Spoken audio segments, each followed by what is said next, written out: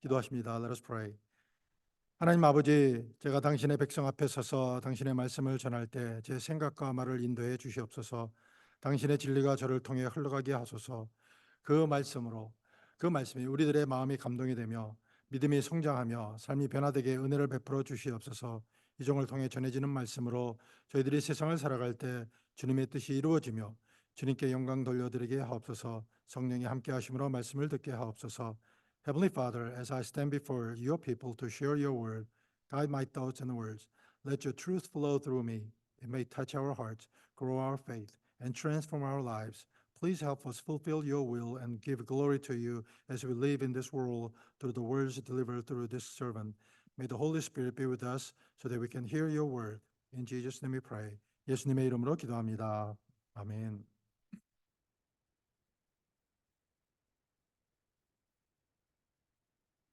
For those of you rather listen, you could put the translator, even though it's not my voice. 목격자가 없더라도 어떠한 사람을 범죄 혐의가 있다고 유죄 판결하는 것이 가능합니까? 그럴 수 있습니다. 미국에서 한때 논란의 대상이 된 티모티 맥베이의 경우도 마찬가지입니다.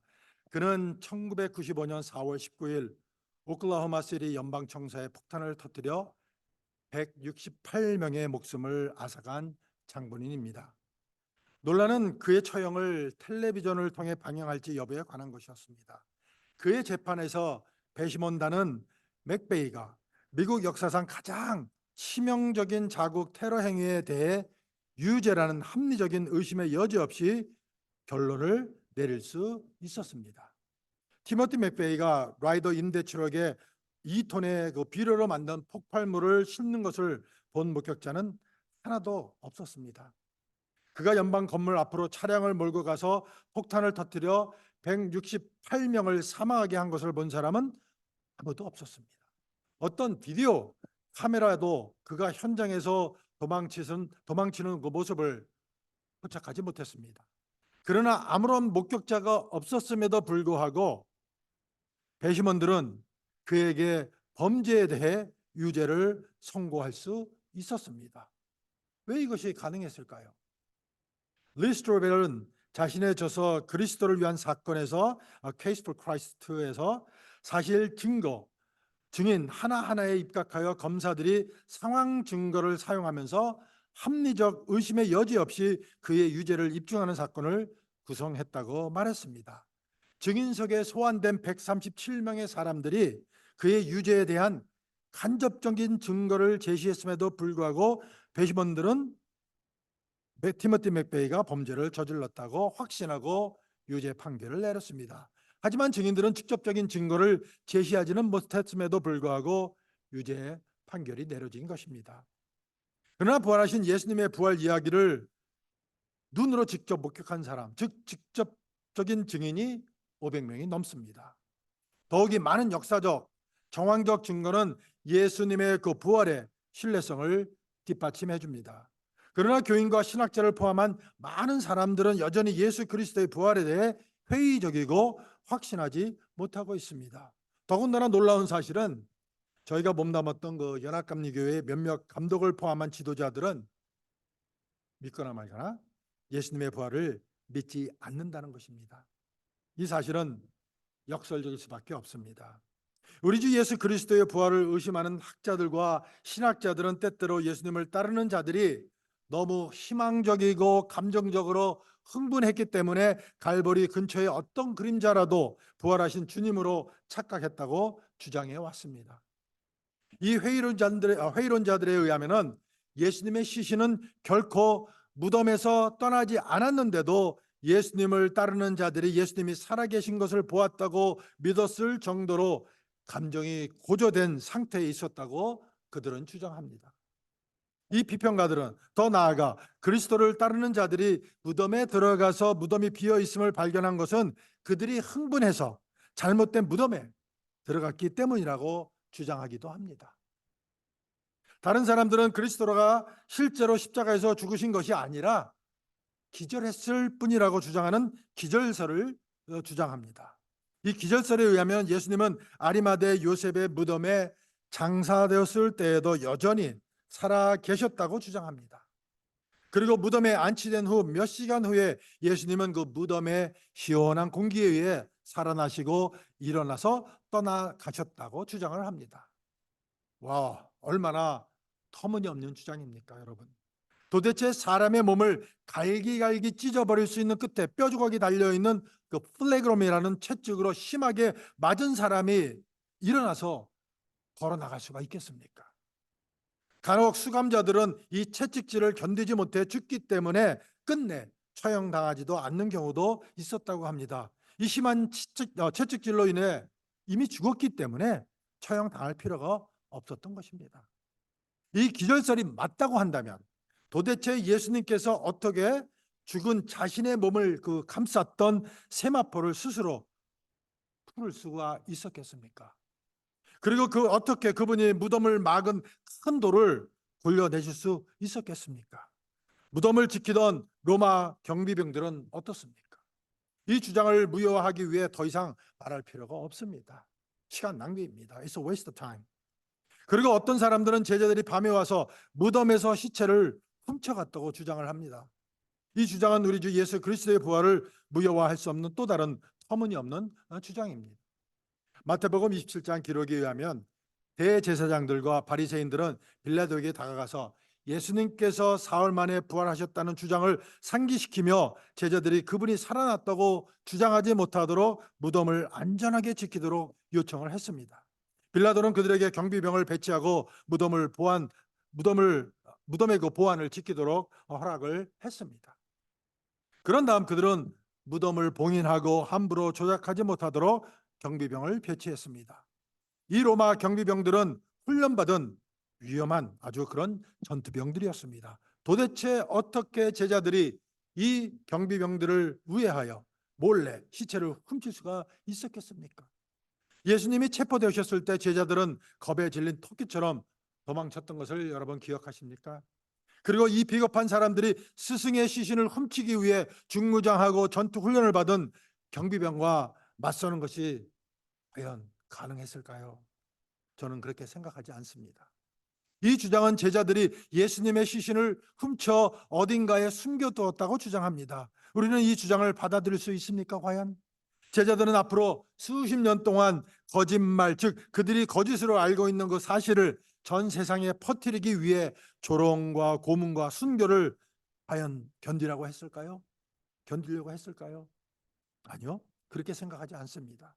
500여 명의 목격자 외에도 구세주 되시는 예수 그리스도가 실제로 부활하셨다는 사실을 뒷받침할 역사적, 정황적 증거가 풍부하기 때문에 이러한 이론이나 주장 중 어느 것도 그들의 주장이 옳다고 입증할 수가 없습니다. 영국의 저명한 시인이며 불가지로운 자인 매튜 아놀드는 예수의 시신은 아직도 시리아 무덤에 잠들어 있다고 썼습니다. 만약 예수님의 시신이 아직 시리아 무덤에 잠들어 있고 이 터무니없는 이론 중 하나라도 타당하다면 구원에 관한 한 여러분과 저에게는 희망이 없습니다. 성경은 그리스도께서 다시 살아나지 아니하셨다면 우리의 전파하는 것도 헛되고 너희 믿음도 헛되도다라고 말합니다. 우리가 여기에 있을 필요는 없습니다. 저는 전기 엔지니어링 일을 포기하고 신학을 해서 목회자가 될 필요 또한 없었습니다. 왜 우리는 여기 있습니까? 이 수많은 사람들이 쉬는 날이라고 하는 일요일에 집에서 쉬거나 뭔가를 하는데 왜 우리는 여기에 있습니까? 우리도 골프를 치거나 저 같으면 낚시를 하거나 우리가 가장 좋아하는 일을 해야 하지 않을까요? 그렇다면 우리는 왜 여기에 있습니까? 물론 우리는 우리를 그토록 사랑하셔서 그의 독생자 예수 그리스도를 우리 죄를 위해 십자가에 죽게 하신 하나님을 경배하기 위해 이곳에 있는 것입니다. 이 특별한 일요일에 우리는 예수 그리스도께서 2000여 전에 부활하신 날을 기념하기 위해 여기에 있다는 것이 당연한 답입니다. 그렇습니다. 저와 여러분은 예수님께서 우리를 죄에서 구속하시기 위해 십자가에서 돌아가신 후 부활하신 날을 기념하기 위해 여기 와 있는 것입니다. 그러나 예수 그리스도의 부활이 없었다면 우리가 이날과 다른 주일에 여기 있을 이유가 전혀 없습니다. 우리는 더 다른 좋은 것이나 재미있는 일을 많이 할 수가 있습니다. 앞서 말씀드렸듯이 우리는 낚시를 하러 가거나 골프를 칠 수도 있었습니다. 요즘 시대에는 일요일에 할 수 있는 재미있는 일들이 엄청 많이 있습니다. 그러나 우리는 예수님이 살아계시기 때문에 오늘 하나님을 예배하고 그분의 부활을 기념하기 위해 여기에 있는 것 아니겠습니까? 더 중요한 것은 우리가 비록 훌륭한 것이지만 예수님의 가르침으로는 구원을 받을 수 없는 것을 알기 때문에 여기에 있는 것입니다. 그분의 가르침은 죄를 속죄할 수 없고 죄 많은 영혼을 깨끗하게 할 수 없으며 저희들로 하여금 천국에 합당하게 갈 수 있게 할 수가 없습니다. 예수님의 모범적인 삶을 아무리 본받는다고 해서 우리가 구원받는 것도 아닙니다. 우리의 구원이 그분의 완전한 삶을 본받는 데 달려 있다고 한다면 우리는 모든 희망을 포기하고 우리가 영원히 잃어버린 바 된 것과 다름없다고 생각하는 것이 나을 것입니다. 죄 많은 인간이 성자 예수님과 같은 삶을 산다는 것은 절대 불가능하기 때문입니다. 우리가 회심하고 그분을 믿는 믿음을 통해 변화를 받은 후 그분의 발자취를 따르도록 부름을 받은 것은 사실입니다. 그럼에도 불구하고 우리는 그분을 본받으려고 노력하지만 우리가 얼마나 실패하는지 매일 깨닫게 됩니다. 우리를 의롭게 하는 것은 예수님의 가르침이 아닙니다. 우리가 의롭게 되는 것은 그분의 삶을 본받아서가 아닙니다. 그분의 죽음과 부활은 우리를 의롭게 하는 것입니다. 성경은 로마서 4장 25절에 예수께서는 우리 죄를 위하여 죽기까지 내어줌이 되고 또한 우리를 의롭다 하시기 위하여 살아나셨느니라고 말씀하고 있습니다. 여자들은 이 무덤을 보았습니다. 그들은 제자들에게 가서 이 사실을 알렸습니다. 그러나 처음에 제자들은 그들의 말이 터무니없는 것처럼 보였기 때문에 그 여자들의 말을 믿지 않았습니다. 제자들 중 어느 누구도 예수께서 죽음에서 다시 오실 것이라고 기대하지 않았습니다. 그분께서 다시 살아날 것이라고 말씀하셨을 때도 아무도 이해하지 못했습니다. 그러므로 여인들이 그 놀라운 소식을 가지고 왔을 때 그들은 틀림없이 고개를 저으며 이 여자들은 흥분했지만 그들의 이야기를 믿을 수 없습니다. 사람이 죽은 자 가운데서 살아난다는 것은 믿을 수 없는 일이다라고 말하면서 놀라움 가운데 여자들의 말에 귀를 기울였습니다. 마침내 베드로는 심기가 불편해서 일어나 무덤으로 달려갔습니다. 베드로가 몸을 굽혀 무덤 입구가 낮음으로 몸을 굽혀야 하였음 들어가서 보니 여인들이 말한 것처럼 빈 무덤과 예수의 몸을 감싸왔던 것 같은 그 세마포가 따로 놓여 있었습니다. 신약학 교수인 메를 테니는 다음과 같이 썼습니다. 유대인 관습에 따라 장례를 준비할 때 시신을 씻어서 곱게 펴고 약 1피트 너비의 세마포 조각으로 겨드랑이에서 발목까지 단단히 붕대로 감았습니다. 종종 그 끈적끈적한 농도를 지닌 향기로운 향신료를 붕대로 감은 부분이나 접힌 부분 사이에 넣었습니다. 부분적으로는 방부제 역할을 하고 또 부분적으로는 세마포 붕대를 단단하게 붙이는 그 시멘트 역할을 했다고 합니다. 시체가 세마포로 감겨 있으면 나사로의 경우처럼 주님께서 나사로야 나오너라 했을 때 그는 손과 발이 세마포로 감겨 있었고 얼굴은 수건으로 감싸인 채로 나온 것처럼 사람이 그 세마포를 스스로 푼다는 것은 불가능했습니다. 예수께서 이르시되 수의를 벗기고 가게 하라고 하셨습니다. 베드로는 그 세마포를 보면서 오직 하나님의 능력만이 예수님의 그 몸에 감긴 세마포에서 풀려져 나오게 할 수 있다는 것을 알았음에 틀림없었습니다. 그는 무슨 일이 일어났는지 궁금해하며 그냥 돌아갔습니다. 그런데 영국 성공의 신부이며 신학자인 잔 스토트 박사는 기독교는 본질적으로 부활의 종교다라고 말합니다. 부활의 개념은 기독교 중심에 있습니다. 그것을 빼면 기독교는 괴멸하게 되어 있습니다.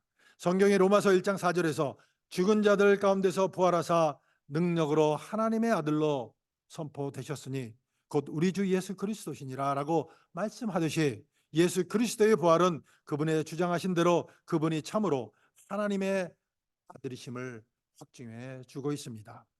또한 그것은 죄를 위한 그분의 희생이 받아들여지고 구원의 역사가 완성되었음을 증명합니다. 그분을 신뢰하는 사람들은 그분이 살아계시고 그들에게 능력을 주시기 때문에 새 생명 가운데서 행할 수 있는 것입니다. 기독교 변증가이며 신학자인 윌리엄 레인 크레이크는 다음과 같이 썼습니다.